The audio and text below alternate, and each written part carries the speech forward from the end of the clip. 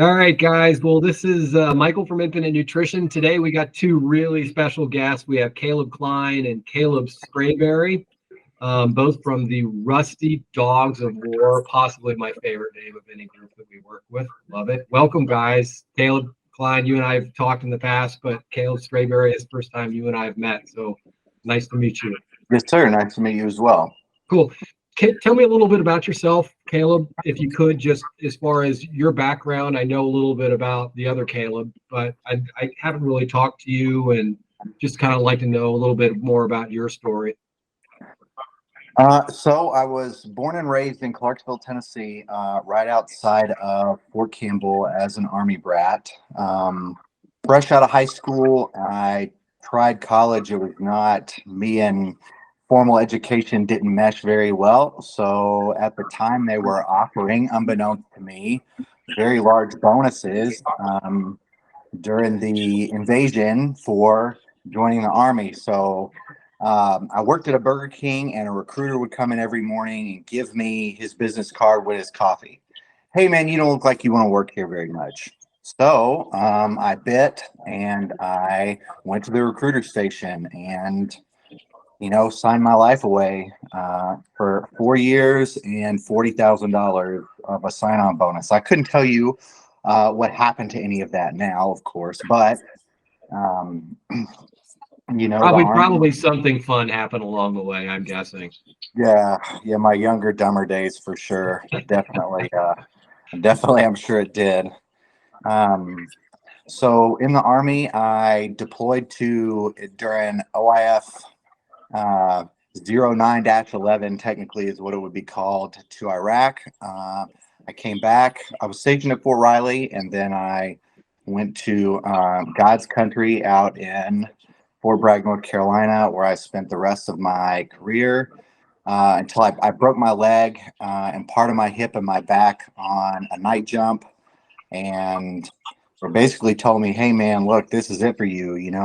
You can either go back to Afghanistan with a different unit, or we can start processing your medical evaluation board. So, no way, I had a young child. There's no way I'm going to risk it again. So sign me up for the med board. And the rest is kind of history. They were willing to give me what I thought was an acceptable number to get out of the Army at the ripe old age of 27. And so that was it.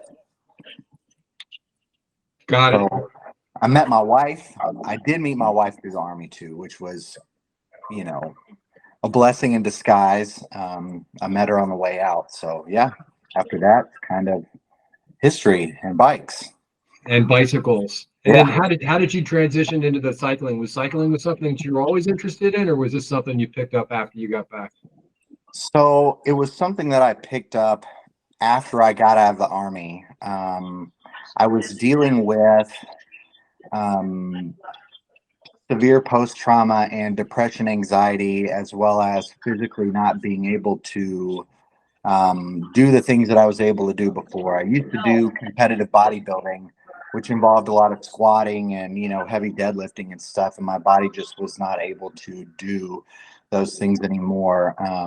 We actually lived in Alaska right when I got out of the Army. We moved to Alaska. So you compile, depression and darkness and moving 3,000 miles away from your family, and a whole culmination of different things that led to drinking heavily. And I ended up having to go, through like a rehab program to get away from the drinking. And the doctor was like, hey, man, look, you need to get outside, get some vitamin D.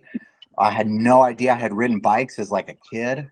But, that was one of his options, either swim or get a bike. And so I went down to REI and I bought the cheapest skinny tire bike that I could find, which was an old commuter bike that someone had brought in. And I just started riding every day. And, like all great athletes, it starts as a small tickle, and then out of nowhere, it evolves into this gigantic obsession that you can't put down anymore. And so it snowballed largely from there over the last 4 for years. So That's interesting. this is not a story I share very often, but I started working out when I was in rehab too. And I was inpatient at the time, and I don't share the story very much. And got a pair of running shoes and a jump rope. And that's where my Ironman career started, was wow. running around the hospital grounds. They thought I was batshit crazy in the hospital because I get up and I'm still smoking 2 packs a day, right? And I'm out going around, running around. And that's literally where it all started. I got a pair of That's running shoes awesome. and a jump rope. So it's those first couple of months after your eyes get clear, it's a pretty amazing thing, right? Oh yeah. Michael, I just got to give him kudos. He's never shared this before.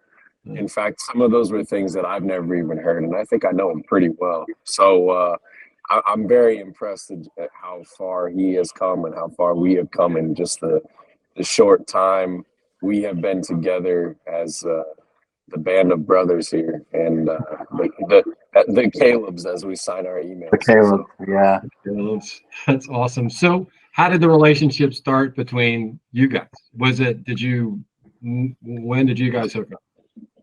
Well, we haven't hooked up yet, but Well, you got to take things slow. like long walk on the beach. Old school guys that we are, you got to take things slow. Well, so believe it or not, a friend of mine, back before he was attempting his world record, sent me a link to a news article and was like, "Hey man, is this you?" And it was another 100% disabled veteran with a beard that did ultracycling. And I'm like, "Hey, no, that's totally not me." But his name is Caleb, so it's kind of weird. So I found him on Facebook and I shot him a message and just asked, "Hey, if you need some people to help, or if you want somebody just to come out and ride a couple hours with you at night to keep you company, like, hey, I live close, man, like I'll be there." And he messaged me back and said, "Hey, this world record attempt, I have to do it on my own, but you're more than welcome to come out." And then he said, "Hey, how about, are you free tomorrow? I'm actually training tomorrow and I'm gonna ride by where you live, so I'll just ride out to your house." So the very next day he just rides his trike up into my driveway and came in, and we talked for about 2 hours, and then got on his bike and left, and he's like, "Hey man, you've done some of these, long distance races too. How about you go and do the world championship time trial with me, the 24-hour race, in November." I think this was probably I don't know when you did it would have been in like, I did this in April, so I think I was at your house springtime, in March. Yeah. So, and then that was it, man. We just worked out 6 months, about 6 or 8 months, and showed up and did worlds together. So cool experience. Your mind is twisted when you think close by is 75 miles point to point over a mountain range. So yeah. True. The rest is history. Now we text each other good morning and good night every day. So I'll let you figure out what that means. How did the Rusty Dogs of War kind of like come up as, and as an idea? So long story short, I did my first ultra. I attempted my first ultra 6 weeks after I got my first trike from the VA. This was the peak beginning of COVID. So I got my first trike July. This race was in September, and as close as possible distance-wise, because I found out you actually have to qualify for a race across America. You can't just show up and pay the money, which was probably a wise choice by the directors, especially now that I know them very well. So this is Silver State 508 out of Reno. You ride Reno to Eureka, Nevada, 254 miles one way, turn around and go back. So we're actually going to relay this course this fall, and avenge my DNF. But when you show up, you have to have a totem, and the totem has to be an animal and a description of said animal. And so my crew chief at the time was a naval EOD operator who was a bilateral amputee, and my service dog Striker is kind of a rust color. And so we just kind of put it all together, and the Rusty Dogs of War was born. And it really took on a life of its own and a meaning of its own. in helping other veterans realize your body is probably a little rusty, some more than others, but we still have a dog in the fight, and you need to keep showing up every day to make that happen. So That's very cool. Caleb, do you see that? I mean, what is that when you see hear the word Rusty Dogs Award? What does that mean to you? Kind of like the old, retired but not expired, so to speak. Just because you get out, and a lot of guys that I know personally, including myself, when you get out of the Army, most guys have done that like their entire adult life, or half of their adult life. So you feel like I have no direction anymore. I have no, even though you may get a civilian job or you may go to school, there's always like a piece of like brotherhood missing. Yeah. And so the Rusty Dogs of War is really a good way for me to connect with other people that are like-minded, as well as guys that are also broken but still striving to be the best, best version of themselves. Yeah. So, and then what's the effort? What are you guys trying to accomplish with the group? What's the main thing you guys are looking to accomplish? So we actually now have 6 total athletes competing in various levels, and Caleb connected me with another retired disabled veteran that he served with, and I actually was able to give my first trike to him because he was having similar issues to the issues that I was having riding an upright bike, and he was thinking about hanging it up. And Caleb said, no, hey, reach out to the other Caleb. We're going to solve this problem for you. I mean, at one point I had 4 or 5 trikes sitting in my garage. I ride 2 of them. I'm sponsored by ICE VTX. I ride those. I've got a TT setup and a road bike / kind of mountain bike setup. And so I'm like, hey man, this bike hasn't even been ridden. Like it needs a new owner, and it is damn near indestructible. Get after it. And the smile on his face after he sent me the video and the photos, I was like, that's why we're doing this. We're a 501c3. This is exactly what we're doing. We are here to make other people's lives better, especially when they think that part of their lives is over, or maybe that their whole life is over. Because I know both him and I have been there many times. And the only thing that kept me from pulling the trigger was I had a training plan the next day, and I had people I was accountable to. And if I don't show up, someone's going to be pissed off. A whole bunch of people would be pissed off. It is a good opportunity. I just want to let you 2 guys know, every year, Memorial Day, we do a give back event at Infinit Nutrition where we donate a portion of that day's revenue.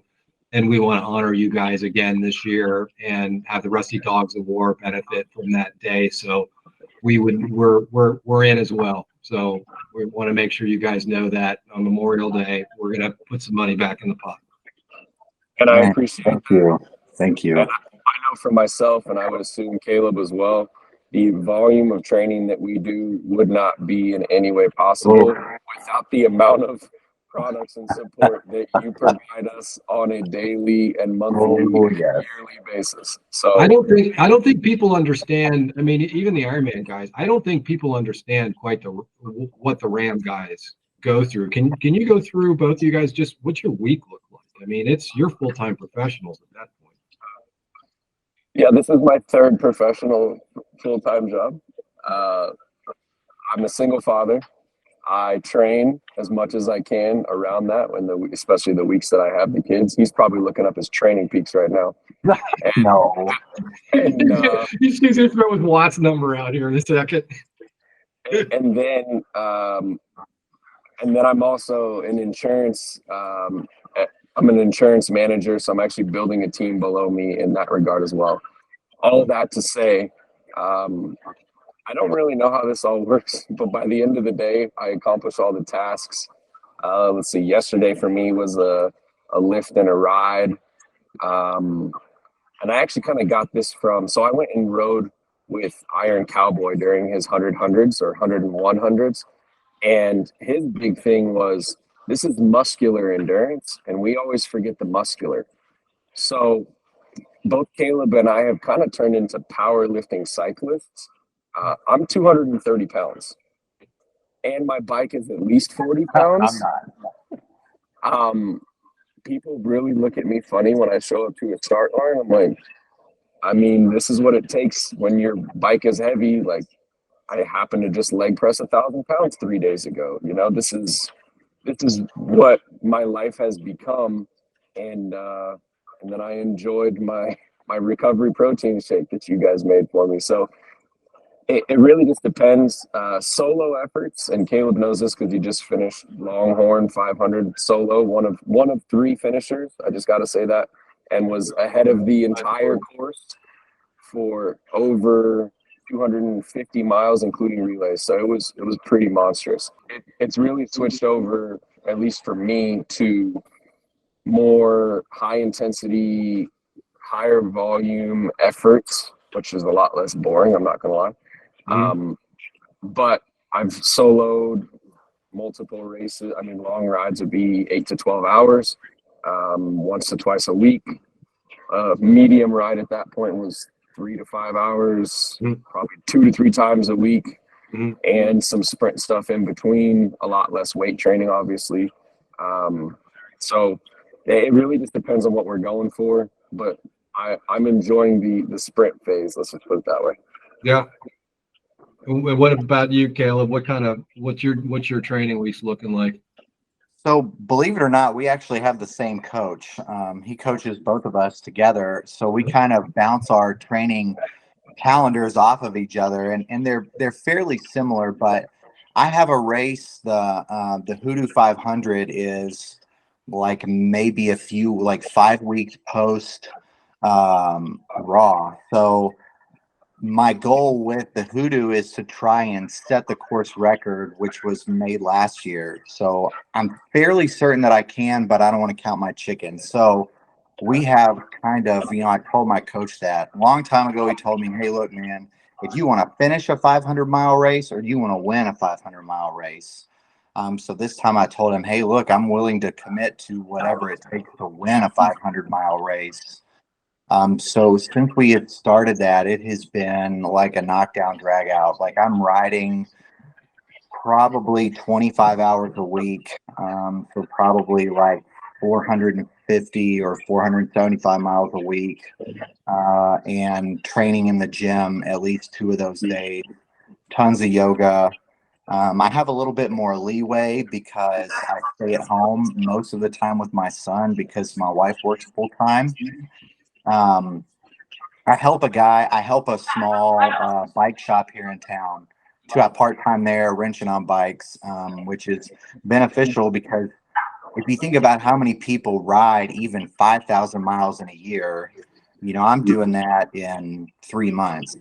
So like anything you break on a bike, I have probably broken it several times or worn it out several times. So learning how to wrench on your own stuff, has been very detrimental to the amount of hours that I've put in. Like already this year, I've already ridden 7,500 miles, just this year. So, I mean, it's, May. Yeah, that's crazy numbers. So do you have to, I mean, I would assume that it's a little bit different than a cyclist, that you kind of alluded to it as far as body mass. And it's the weight of the bike and the physics. And I don't want to get techno-weenie about this, but I was just saying, wait, that makes a ton of sense if you're wrestling a 40-pound piece of equipment to have big old ham hock arms to push it, right? Or to, with your legs, it just, thighs out, skies out. It's always short season around here. Yeah. I mean, my tan lines are terrible, but I don't really care. So, yeah, for me, what people don't realize, the benefit, and the funny thing, I joke when either I get past or I'm passing people on a course, is if they're standing up, riding their bike and enjoying that leverage, I'm like, hey, you guys are cheating. Like, what is going on here?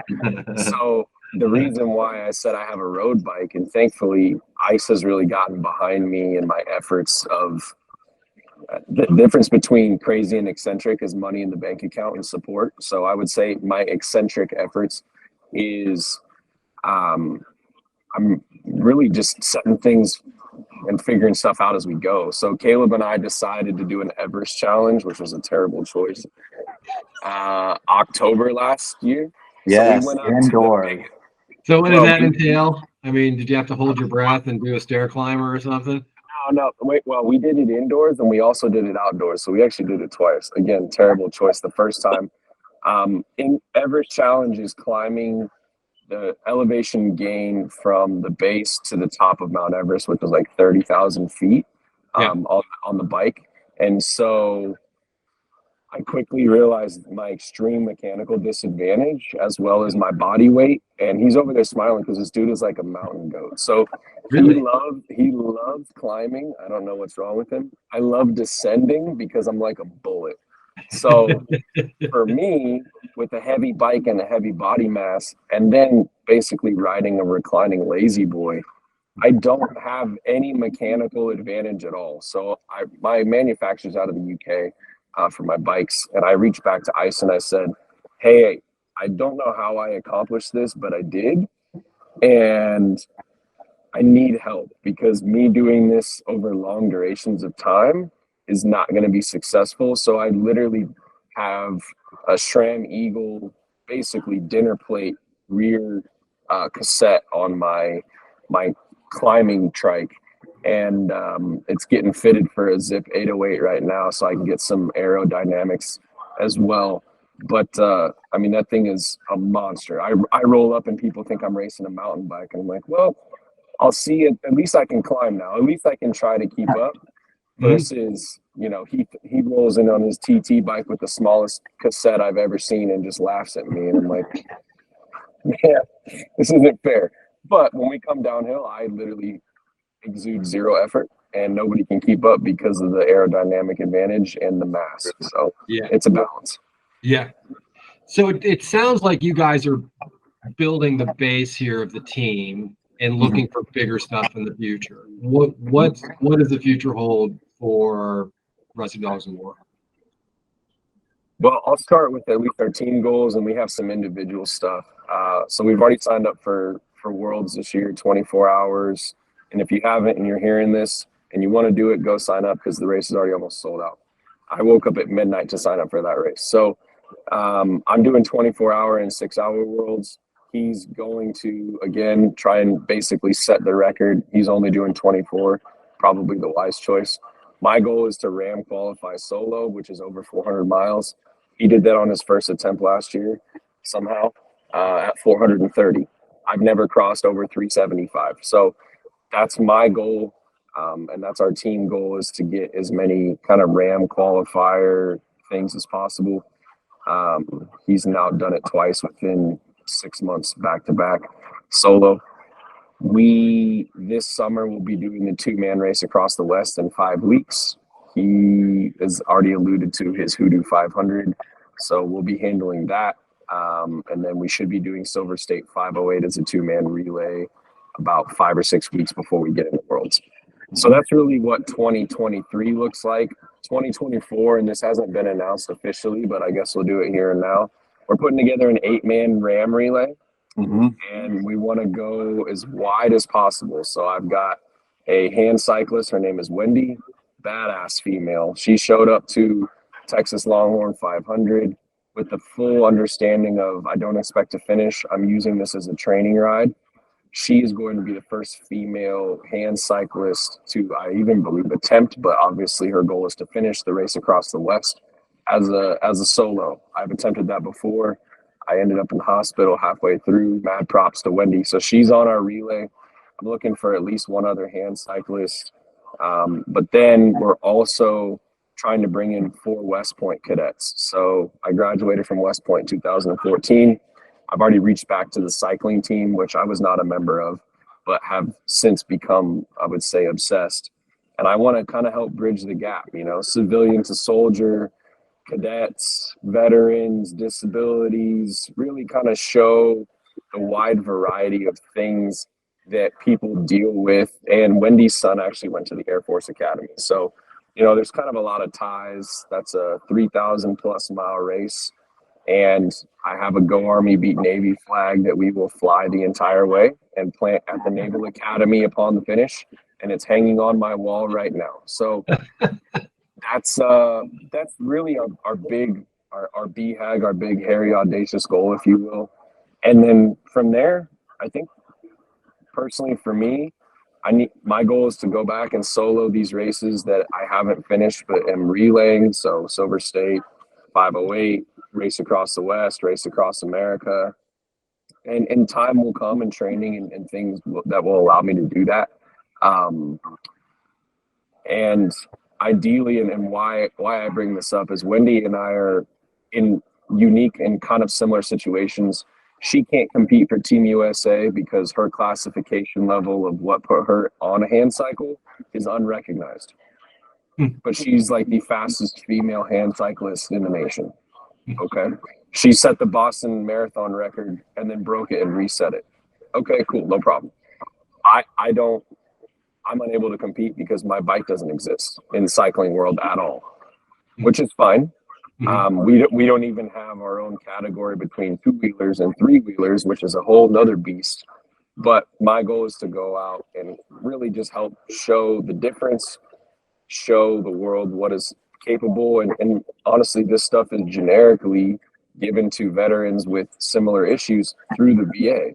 So why are we not giving them that competitive drive, whether it's a 100-mile race, a 5-mile race, or a 3,000-mile race? Why are we not out showing people what is capable when, you know, it may not have been that long ago that they were kicking indoors and shooting dudes in the face and thought they were indestructible? So trying to like, you know, ignite that fire inside of people. I know that's what it did for me. And I don't expect to go anywhere but up. So yeah, and by establishing a classification for those folks, it gives them, not that anybody needs that, but it's nice to be able to compete against people that are like and similar. I see myself as an upright cyclist until I come to a hill and am quickly reminded I am not. But yes, I want to compete with everybody else, but it would sure be nice to know, hey, your efforts are obviously different. Let's bring some awareness to that, and that's perfectly fine. So, and I know Caleb's got probably a whole list of things he wants to do. So, all right, go ahead, Caleb. Let's hear it. Honestly, the things that my brain, and I don't know if it's just my brain specifically, but I just want to attempt the hardest things on the bike that are physically possible to do. So initially, when I bought that bike from REI, I rode 15 miles the first day and my legs were wrecked. Like I couldn't hardly walk upstairs to my apartment, you know, and I'm on the computer like, man, what's the hardest thing I can do? Well, there's the race across America, you know, so and my wife can attest to this. That was back in, you know, 2019 or something. Well, I'm like, I'm doing this, you know, like I'm doing this before I turn 40.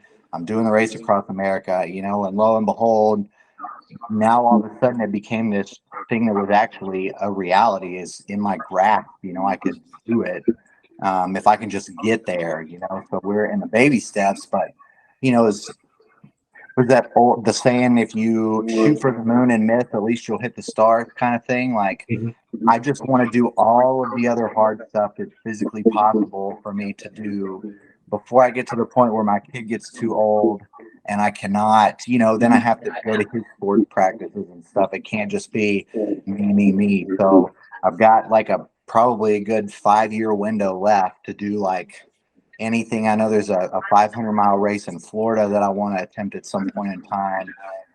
There's one in Oregon for the championship jersey, the ultra cyclist jersey. I want to go there and try that at some point in time. So hopefully in the next 3 years, I can knock out at least those two. And the only other stone left unturned is somewhere in Europe, you know, and that's like a whole other ball game, you know, going over there. Why is it different? we got to get our bikes there. Yeah, well, that and the people, you know, like ultra cycling is a niche community of cycling in general, you know. So when you go to ram races, you could probably count maybe 50 of the same people that you see probably at every single one of them. You know, and outside of that, you get one or two, and they always have a discount for people under 30, because generally guys that do this have the time to train for it, which is, you know, guys that are retired or, you know, can work remotely, things like that. So, cycling is like the NASCAR of America, cycling in Europe, so to go over there and do that kind of thing, it's a totally different environment, the weather and the atmosphere and the people and the roads. And, it's just a whole other, I mean, I would love to get over there someday and try it, but there's a whole other. Is there a different level of competition over there, or is it like is it same? I would like to think that there are more ultracyclists in Europe. I've tried to kind of keep blinders on and focus on, this year, one at a time. But speaking for guys that have won ultracycling events, a lot of them have been European. So, they're bleeding over into our playing field. I would like to do the same at some point over in their playing field. So. And I think really the only barrier, there's a couple things. Logistically, you got to get your bike over there. Yeah. Or in my case, my trikes. Honestly, what I would probably do is if I was going to the UK where they're making them, I would just tell them what I need and bring what they don't have, and we would build them on site. It's not worth flying them or shipping them or them being damaged or lost. And then, so I just bought this massive, basically support van from Van Do It. You've got to have the right vehicle. We've got to have the right equipment following us. We've got to make sure that we have all our fuel, etc. So it's just a lot of unknowns. Not that it can't be done, because I would like to go over there and do the same thing. Joe Barr and Christoph Strasser are kind of the name of the game over there, and Marco Ballo. And they come over here and wreck shop, and they'll come to 24-hour worlds. They're coming to race across America. They do great things for the community. But they've obviously figured out how to get their stuff over here. So we need to pick their brains and do the same thing to figure out how we can get over there. So very cool. So speaking of nutrition, what do you guys do when you're actually riding out there? What's your nutrition protocols? How do you kind of lead up into an event as far as your food goes? Are there special dietary things that you guys have to deal with, or by just kind of how are you feeling, how you're hydrating, how you're recovering? So the interesting thing about ultracycling is that coming from a bodybuilding background where your diet literally is everything, you have to watch like what your sodium intake is, how many grams of carbs. So when I started cycling competitively, it was really hard for me to break that mindset of you have to eat this way specifically. And maybe if you were racing shorter races where a really low body weight made you faster over a shorter period of time, but obviously the less weight you have, the less you have to carry uphill, but you can get away with eating more. Cause I'll be honest with you, like probably I eat pretty strict about 4 weeks out, just so that I can trim all the loose ends, so that I can be as lean as possible without it being a bad relationship with food. But the day before, I usually eat like a complete trash panda, Pop-Tarts, muffins, like by the case. I think at Worlds, I ate 2 boxes of cinnamon sugar Pop-Tarts, boxes like the family box, and then an entire case of muffins from Costco. And I'll tell you, during the race, that was the first time in a 24-hour period that I strictly used Infinit. And so a little special trick that I have always done is I cut all the caffeine out a week prior, so that when you need the caffeine, it works. So what I would do is obviously you drink 1 bottle an hour, and I would wait till I was about 16 or 18 hours in before I added the caffeine, because then it's like, cracking the whip all of a sudden out of nowhere. You're not falling asleep on the bike anymore. So definitely for really long races, you've got to do solid food mixed with Infinite at the beginning, because after probably 15 hours or so, your body has a hard time digesting solid foods. So also, you have to go. When it's cold, we need more solid foods to kind of help maintain. And unfortunately, I kind of learned that the hard way, because I basically turned into a fire hydrant and I couldn't stop pissing. like the whole ride. And I don't stop. Like I just pee while I ride. So for me, it's not a time issue, but I was unable to basically hold or keep the nutrients in because my system was just flushed. So we kind of figured out that balance. And when it's cold, I need to kind of slow that process down. But I mean, you should have seen the amount of Infinite that he took in over Longhorn 500. How was it? Two full bags? Yeah, I drank an entire tube because it was so humid, the conditions in Texas versus the conditions in Nevada. The heat was about the same, but the humidity was, 100% in Texas versus like less than 10% out here. The amount of water I'm drinking is 2 bottles every hour. So I would do like 1 bottle of Infinite and 1 bottle of water. And towards the end, it was like 2 bottles of Infinite every hour. So it got to where I finished an entire bag of the single serving samples without caffeine probably halfway through the race. Just like 24, 26 servings. And then I finished probably half a bag of the caffeinated version that I made towards the end. So I was probably close to 40 servings of Infinite over like a 32 hour time period of being awake. So you were pumping 500-600 calories an hour. Yeah, easily. Easily, yeah. And here's the other trick that we figured out.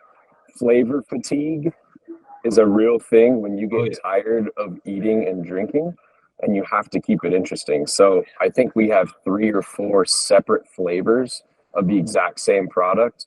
Yep. And I learned that one the hard way and passed on the wisdom so that hopefully he didn't have to basically get bored of drinking stuff.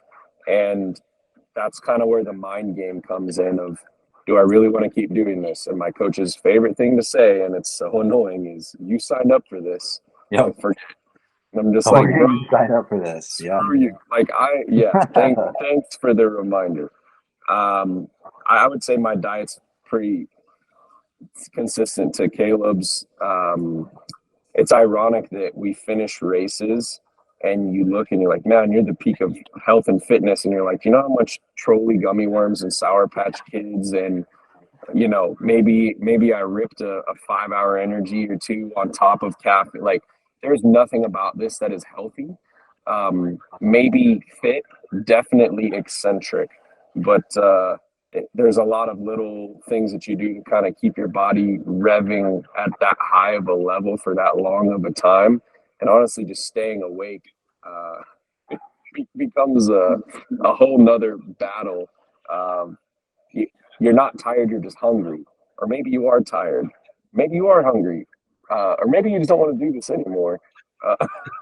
And it's not necessarily cookie cutter to each person either. This is something that we've experimented with, several weeks going into the race. The Training Peaks instructions will be like, hey, for this 8-hour time period, I want you to fuel as you think you're gonna be racing. So you bring your Infinite, you bring maybe a Cliff Bar or 2, and maybe you decide, man, this isn't enough, or this didn't work this time, so what can I add or change, so that when you get to the race itself, you've got it dialed in. And your crew, a spreadsheet, every hour, what do they eat, so make sure, that you're only focused on riding the bike and that these other guys are just, slamming food and drinks. Yeah, I did a talk last night with the Wisconsin Cycling Club, and there's a lot of questions about, how much carbs and 90 grams and 120 grams. It was over the top. And the only thing I try and tell people, and I've learned this over 20 years, is that may or may not work for you. But the one thing I know is everybody's different. Yep. Everybody's different. And so, you're talking about flavor sensitivity. Some people like a little flavor. Some people want a lot. Some people like salty stuff. Other people like, the protein I love, especially for the endurance. I don't get hungry if we use a small amount of protein in a drink. And that's a really nice thing, not to have to eat. But again, it's all up to the individual. Caffeine is incredibly individual as to whether it works for you or not. So it's kind of like it's dependent on the person, and everybody. It's good to listen to other people, but you need to listen to yourself and what works for you. Oh yeah. And if you don't test it, good luck. That's all I can say. Because I watch people bonking 100 miles of a 1,000-mile race, and everyone wants to blame it on this, that. I'm like, you probably just missed something, or you showed up and it was 130 degrees out, and you haven't trained in that, so you don't know how to react. And I don't know about you guys. If you've ever tried to drink a hot bottle of Infinit, not a good move. I don't mind it. I don't mind it. Actually, I have no problems with, because it's saltier and it doesn't really bother me. I have no problems drinking it. See, so there you go, right down to the individuality. I refuse. I'll hand it back to a crew and say, I want a cold one. I need it in an insulated bottle. I need to be this flavor. So I'm probably more of a princess than Caleb is in that regard. I was gonna throw a little wah in there. Oh, for sure. But as our coach says, just shut up, be the big dumb animal, and ride your bike. Like that. You turn your brain off and ride the bike. Oh, yeah, I definitely. I'll drink it. I'll drink it hot. I'll drink it cold. I'll drink any of the flavors. They all taste good to me. But the good thing about with Infinit is that you can, once you figure out, what exactly works for you, then you can save that in your profile, and you can just order it again and again and again. And you don't have to keep experimenting, because he drinks more caffeine than I do. So we can't share them back and forth, because he'll drink 200 milligrams of caffeine a serving, and that'll stop my heart on the bike, whereas I drink it, but it's a lot of like 50 milligrams of caffeine per serving, so it's definitely for the person, but it's well worth it. That's awesome. Well, good. So cool. I don't. Do you have any questions of me? I mean, as far as Infinit goes or anything like that? I mean, I enjoy obviously talking to you guys. It's and supporting you is super easy. So we're just very appreciative of the relationship that we have, and if there's anything we can help to be supportive for you guys, we want to make sure we're doing it. Thank you. How did you guys come up with the concept of, because no other companies do that, the customizable blends? Mm-hmm. It was me and an original partner by the name of Mike Kaiser. He had the original idea. He had medical background and understood about osmolality, and so we were both Ironman guys, and I knew from my racing career that the days that I had good marathons, because it always comes down to the marathon for Ironman, that when I had a good run, were all based on nutrition. I mean, 100% nutrition related. I was always fit. I was always able to run, and I just was not able to start running fueled. But when I did it, I crushed it. I had a great race. And so when he said, hey, I got an idea, I want to do custom nutrition for athletes, it was like, yeah, okay. I mean, it took about 30 seconds, because we all know what we do out there. And to do a chemistry experiment sitting on a bike seat, so if you can just put it in your bottle, make it taste how you want, and drink a bottle an hour, and there's no difference chemically between gels and drinks. It's the same. So that was the original concept. We tweaked a whole bunch, but that's really where it started. Was in 2004. We were going over to race in Hawaii. Actually, he and I. That's cool. Michael was 60, won his age group in Blackwater by 20 minutes. He was a beast and a great athlete. So, yeah, we joined up. I just got to give you guys kudos and credit. Oh, yeah. I think part of my reason why I had been unsuccessful in, like, when I attempted this race. You're good. When I attempted Race Across the West 2020, I had garbage nutrition, garbage. I literally ran caffeine the entire time. So I didn't sleep for, I don't know, 2.5 days, which isn't necessarily a problem. But when I did try to sleep, I couldn't gear down. There was so many mistakes that I made as a rookie that I just went out and thought, well, I'm just ballsy. Like, nobody cares, dude. I have flair. Right, 135 degrees outside. You sit 3 inches off the ground. Like, every little piece matters.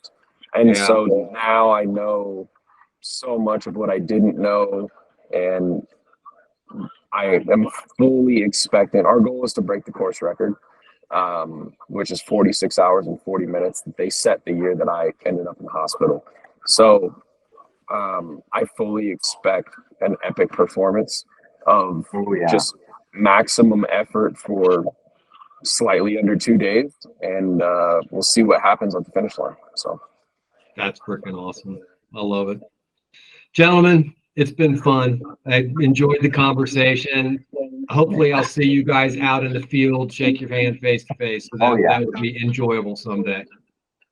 Absolutely. Cool, I would love the same, yes. And hopefully once we get the van and everything's dialed in, I want to make a trip out to headquarters and figure it all out and watch the secret sauce. You have a soft spot to land, my friend. We'll take you out. We'll have a good time. We'll show you Cincinnati. It's a good town. Awesome.